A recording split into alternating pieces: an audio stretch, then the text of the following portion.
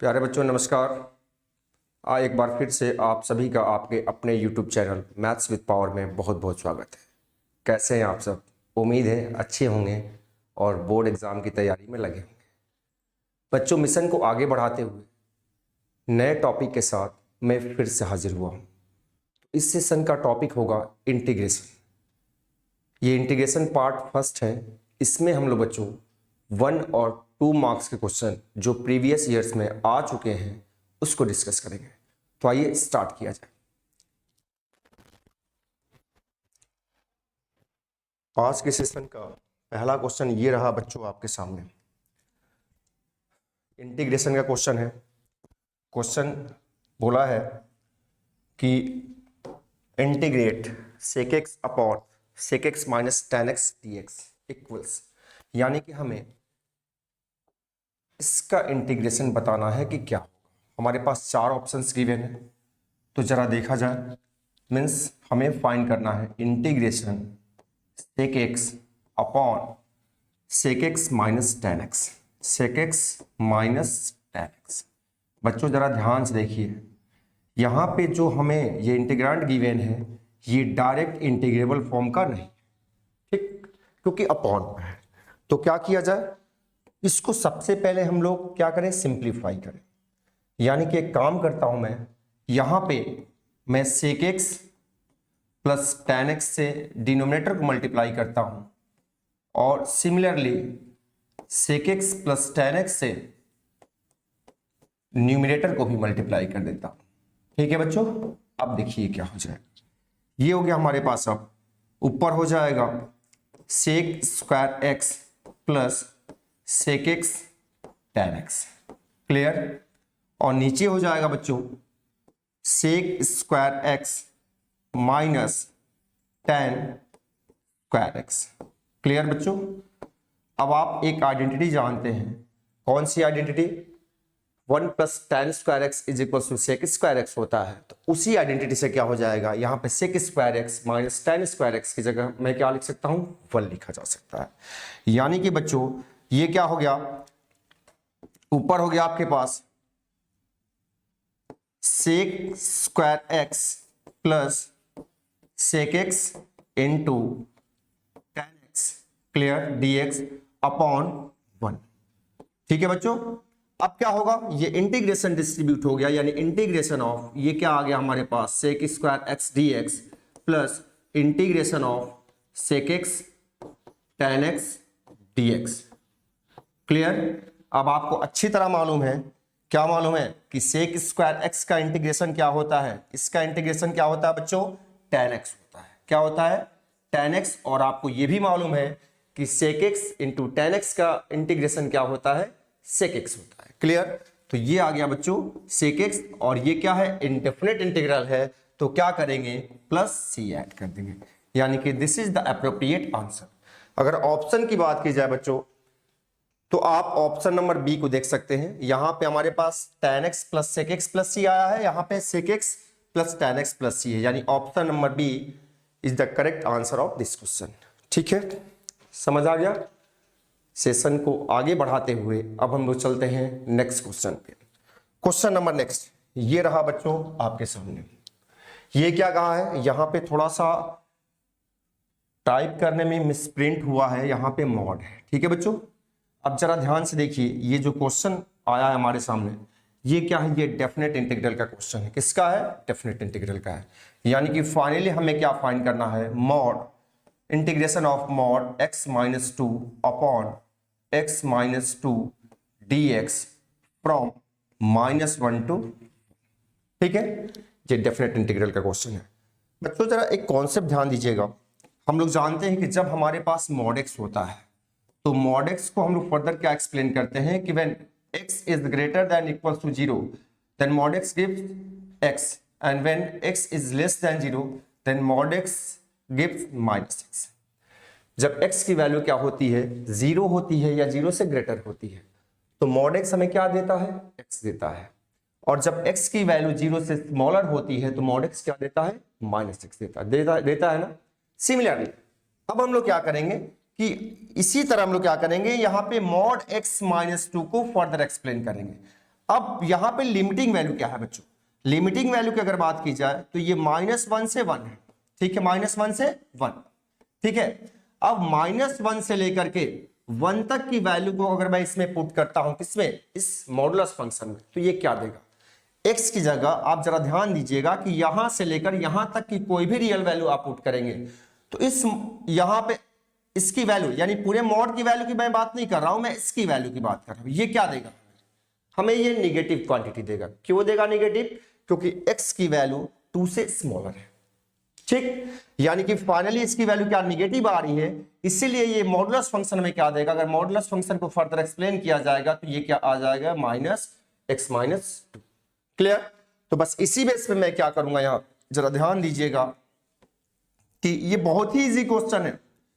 अब यहां पे mod x-2 की जगह बच्चों मैं लिखूंगा -x-2 और अपॉन ये एज इट इज लिखा जाएगा, ठीक है, dx, लिमिटिंग वैल्यू क्या है, ये डेफिनेट इंटीग्रल है तो यहां पे -1 to 1। अब बच्चों ये कैंसिल आउट हो जाएगा, ये कैंसिल आउट होके क्या हो गया, यानी हमारे पास क्या आ गया, -1 dx फ्रॉम -1 to 1, ठीक है, -1 बाहर आ गया, -1 बाहर आया और हमें क्या करना है, अब इसका इंटीग्रेशन निकालना, कहां से, -1 से। अब जरा ध्यान से देखिए, ये -1, अब इसका इंटीग्रेशन क्या होगा, x होगा, क्या होगा, x, कहां से कहां तक, 1 to -1। इसको फर्दर एक्सप्लेन किया जाएगा, तो ये -1 मींस माइनस, ठीक है, -1 और यहां पे क्या हो जाएगा, 1 -1। एक बार ये जो इसकी मैक्सिमम लिमिट है उसको आप रखेंगे और एक बार आप मिनिमम लिमिट रख करके आप क्या करेंगे, सब्ट्रैक्ट करेंगे। जब सब्ट्रैक्ट करेंगे तो ये क्या हो गया, -1 हो गया और ये वैल्यू कितनी आ गई बच्चों, 2 आ गई, यानी फाइनली आंसर हमारा क्या आ गया, -2। अगर ऑप्शन की बात की जाए तो option number D is the correct answer of this question. बात समझ आ गई, उम्मीद है सभी बच्चों को समझ आया होगा। अब चलते हैं बच्चों हम लोग अब सेशन को आगे की ओर बढ़ाते हुए नेक्स्ट क्वेश्चन की ओर मूव किया जाए। हाँ, इस क्वेश्चन को जरा ध्यान से देखा जाए, ये भी क्वेश्चन बच्चों डेफिनेट इंटीग्रल का ही आया हुआ है। इससे क्या पूछा गया, हमसे पूछा गया कि integration of sin 2x dx from 0 to π/। बच्चों यहाँ पे हम लोग दो काम कर सकते हैं, या तो मैं 2x को t ले लूं, यानी सब्स्टिट्यूशन मेथड का यूज करूं, या क्या किया जाए, 2x को बिना कुछ एज्यूम किए हुए डायरेक्ट भी किया जा सकता है, ठीक है। यानी कि आप जरा ध्यान दीजिएगा, ये क्या यहां पे क्या होगा, यानी कि कुछ देर के लिए मैं एक काम करता हूं, ये जो आपका जो ये लिमिटिंग वैल्यू उसको मैं छोड़ दे रहा हूं, पहले इसको हम लोग सॉल्व करते हैं। यानी कि पहले मैं किसको सॉल्व कर रहा हूं, sin 2x dx। sin x का इंटीग्रेशन क्या होता है, cos x होता है, ऑफ कोर्स। तो sin 2x की जगह मैं क्या लिख लूंगा, -cos 2x। जो ये इसका कंपोजिट पार्ट है 2x, ये न्यूमरेटर में है ना, तो इसका क्या करेंगे, डिफरेंशिएशन कहां पे, डिनोमिनेटर में कर देंगे। यानी कि यहां पे अब क्या फाइंड कर लिया जाएगा, dy/dx 2x। ये करने से बच्चों आपको बेनिफिट ये होगा कि आपको वहां पे 2x को t एज्यूम नहीं करना पड़ेगा और आप इजी वे में यहीं से आप इसको कैलकुलेट कर ले जाएंगे। अगर आप t एज्यूम करना चाहते हैं तो भी कोई प्रॉब्लम नहीं है, आप इजीली कर सकते हैं। अब ये क्या हो गया बच्चों, यहां पे हमारे पास आ गया -cos 2x अपॉन 2 आया, यानी इस इंटीग्रेशन की वैल्यू हमारे पास। आइए डेफिनेट इंटीग्रल में अब क्या करेंगे हम लोग, यहीं पे इसकी वैल्यू को पुट किया जाएगा, यानी कि हमारे पास क्या आया, -cos 2x upon 2, limiting value π/4 to 0। Clear बच्चों, -1/2 को मैं बाहर ले रहा हूं क्योंकि ये कांस्टेंट वैल्यू है। अब जरा ध्यान दीजिएगा, cos 2x की जगह क्या रखा जाएगा, क्या रखा जाएगा, यहां पे रखा जाएगा π/4, ये मैक्सिमम लिमिट यही है, माइनस ये क्या हो गया हमारे पास, cos 2 into 0। क्लियर बच्चों, -1/2 आया, ये क्या आ गया, ये हमारे पास आ गया cos π/2। क्लियर, और ये आ गया बच्चों हमारे पास cos 0। cos π/2 की वैल्यू कितनी होती है बच्चों, cos 90 की वैल्यू कितनी, 0 होती है ना, ऑफ कोर्स। और ये cos 0 की वैल्यू 1। ये क्या आ गया बच्चों हमारे पास, -1/2 इंटू -1, यानी फाइनली आंसर कितना आया बच्चों, 1/2। This is the appropriate answer. अगर ऑप्शन की बात की जाए तो option number c is the correct answer. Clear बच्चों, बात समझ आ गई। अब चलते सेशन को फटाफट आगे की ओर बढ़ाया जाए, ठीक है। ये इंटीग्रेशन पार्ट फर्स्ट को लेकर के मैं आया हूं, इसमें 1 और 2 मार्क्स के क्वेश्चन आए हुए हैं। नेक्स्ट क्लास में आपको इससे हायर मार्क्स के क्वेश्चन को लेकर के मैं आऊँगा, ठीक है, 1 बाय 1 करके। क्योंकि देखो बच्चों, इंटीग्रेशन से ढेर सारे बच्चों के अंदर घबराहट होती है, वो बहुत परेशान होते हैं, बट आपको परेशान होने की ज़रूरत नहीं है। आप बिल्कुल रिलैक्स रहिए, धीरे धीरे करके मैं इससे हायर मार्क्स के क्वेश्चन को लेकर के आऊँगा, और सबसे ज़्यादा हम लोग फोकस इंटीग्रेशन पे ही करेंगे, ठीक है। तो चलिए आगे की ओर बढ़ते हैं। ये क्वेश्चन जरा देखा जाए, ये क्वेश्चन नहीं, इसको जरा देखा जाए ध्यान से। हाँ, ये क्या कह रहा है क्वेश्चन, यहाँ पे क्वेश्चन है बच्चों, ये भी डेफिनेट इंटीग्रल का क्वेश्चन है, यानी कि ये तो बहुत ही इजी वे में आप कर ले जाएंगे, क्योंकि ये डायरेक्ट फॉर्मूला बेस्ड है, यहाँ पे कुछ करने की हमें ज़रूरत नहीं है। हमसे पूछा है कि integration of sec square x from -π/4 to π/4 dx। Clear बच्चों, आपको अच्छी तरह मालूम है कि सेक स्क्वायर एक्स का इंटीग्रेशन क्या होता है, tan x होता है ना, ठीक है।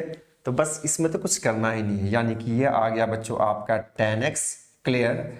और यहाँ पे लिमिटिंग वैल्यू π/4 to -π/4 ये हो गया, क्लियर। अब ये क्या हो जाएगा, यानी कि मुझे रखना है यहाँ पे tan π/4 माइनस tan -π/4, क्लियर बच्चों।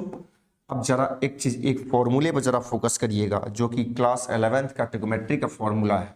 आप अच्छी तरह जानते हो बच्चों कि tan -θ इज टू -tan θ होता है, क्लियर। उसी बेस पे यहाँ पे ये क्या हो जाएगा बच्चों, ये आ गया आपका tan π/4, ये माइनस निकल के बाहर आया तो ये minus into minus plus tan π/4 आ गया, क्लियर बच्चों। ये क्या आ गया, 2 tan π/4, 2 tan π/4, 2 as it is, और tan π/4 की वैल्यू बच्चों 1, यानी फाइनली आंसर क्या आया।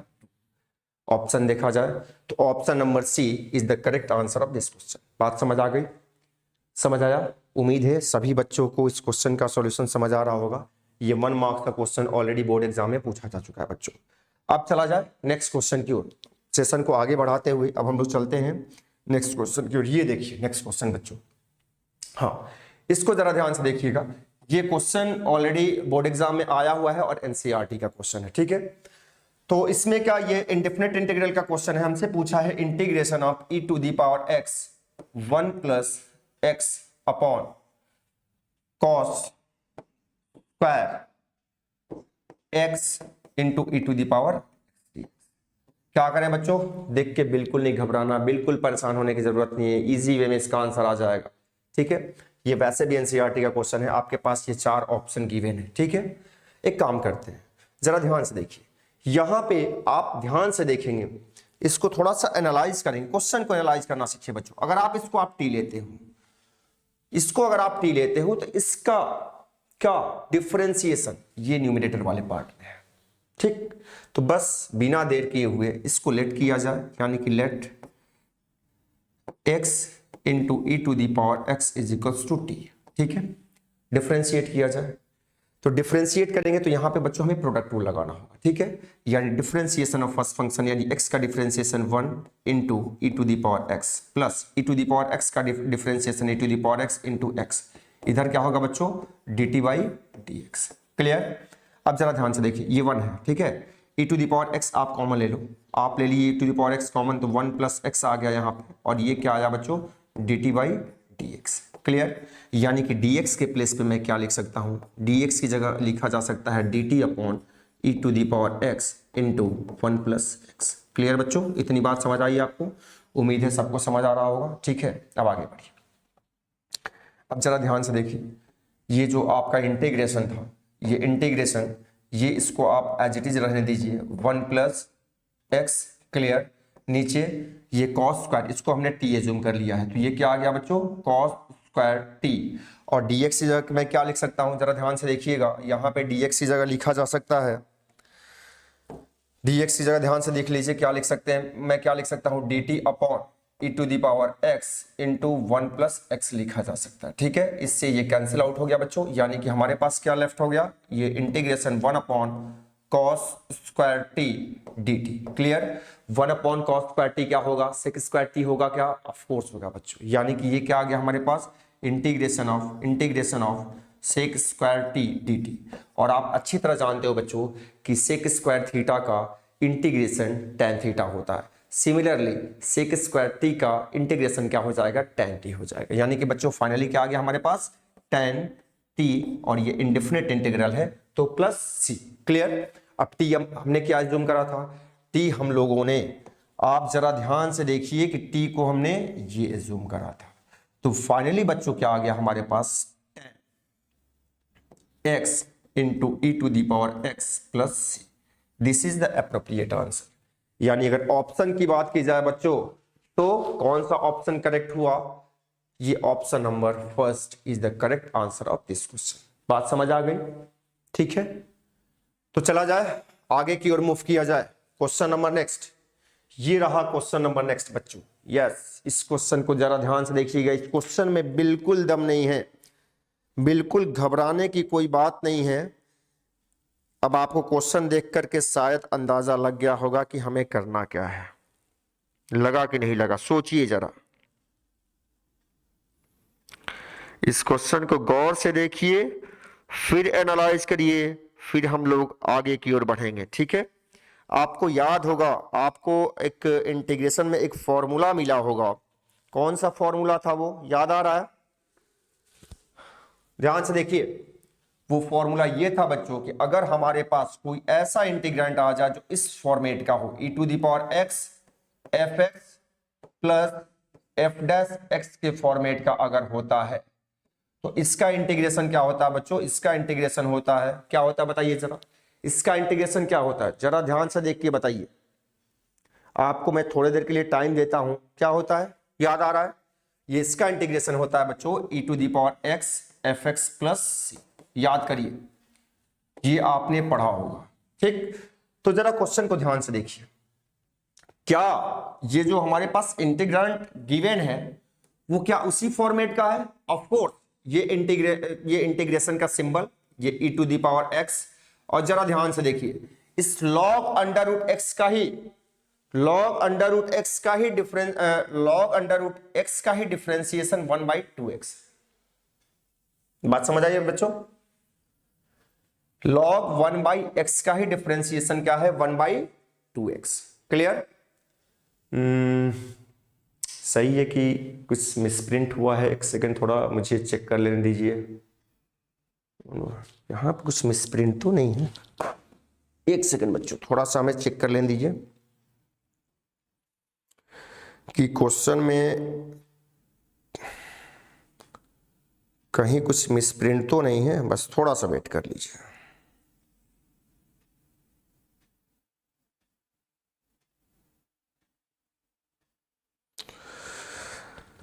क्वेश्चन देख लिया जाए एक बार। लॉग मॉड एक्स, इसका 1/mod x,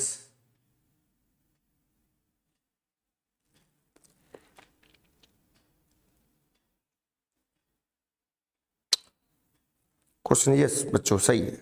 अब जरा ध्यान से देखिए, जरा गौर से देखिएगा कि अगर मैं log x, या हमारे पास अगर मैं क्या फाइंड करूं यहां पे dy/dx log mod x find किया जाए, क्या है इसका आ गया 1/√x। log x का डिफरेंशिएशन कितना, 1/x होता है, यानी 1/√x।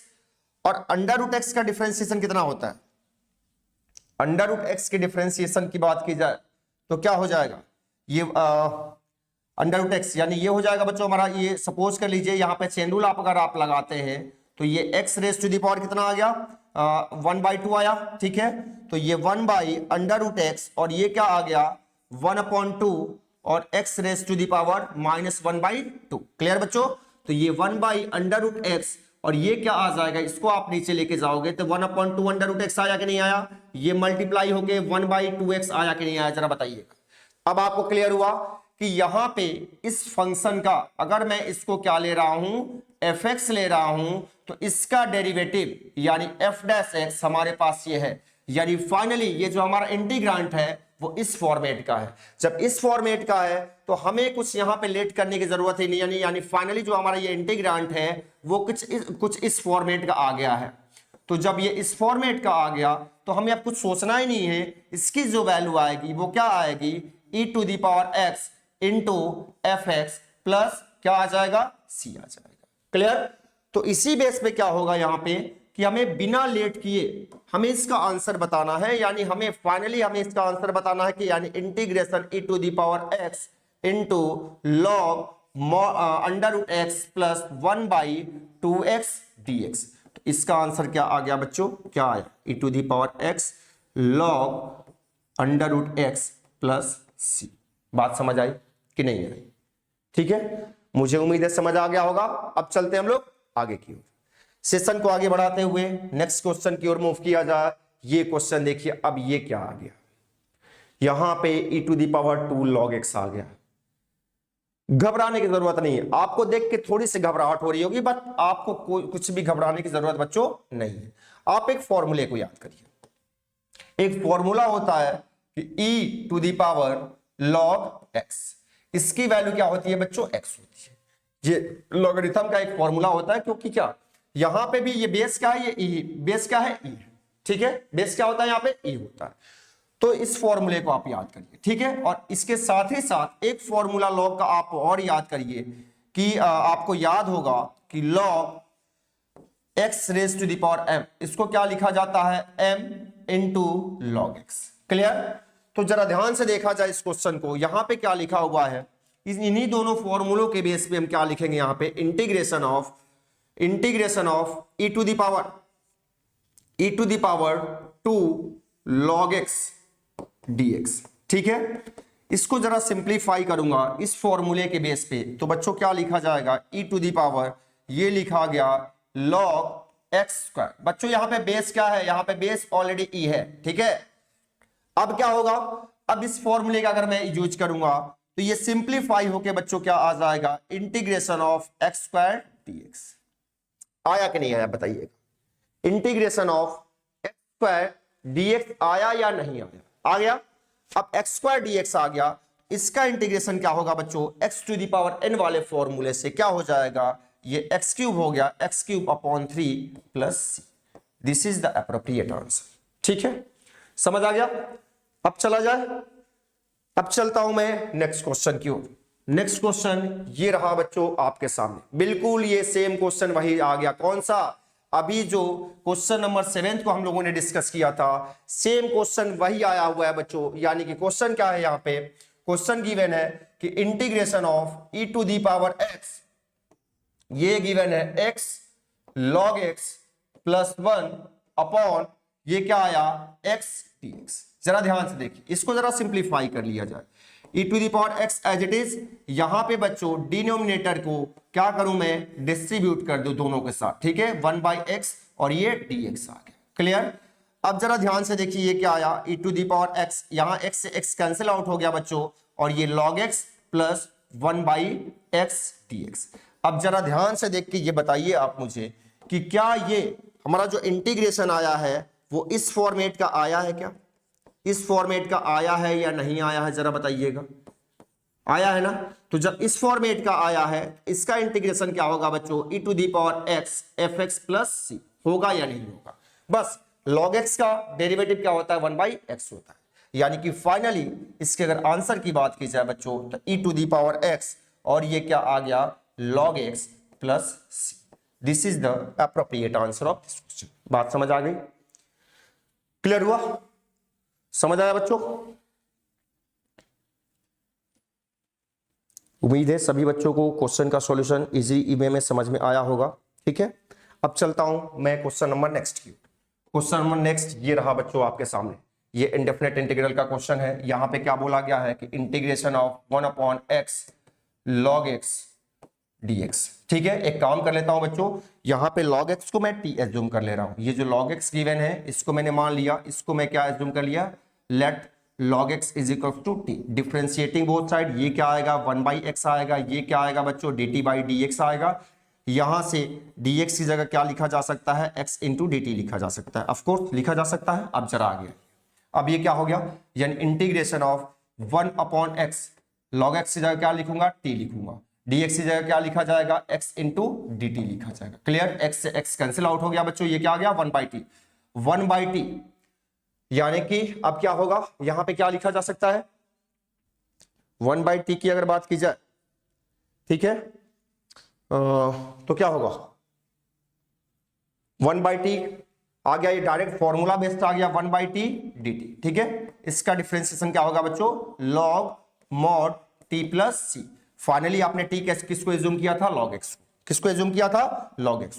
उसी बेस पे बच्चों ये क्या आ गया, log mod log x plus c. This is the appropriate answer of this question, यानी ऑप्शन की अगर बात की जाए बच्चों, अगर ऑप्शन की बात की जाए तो ये option number B is the correct answer of this question.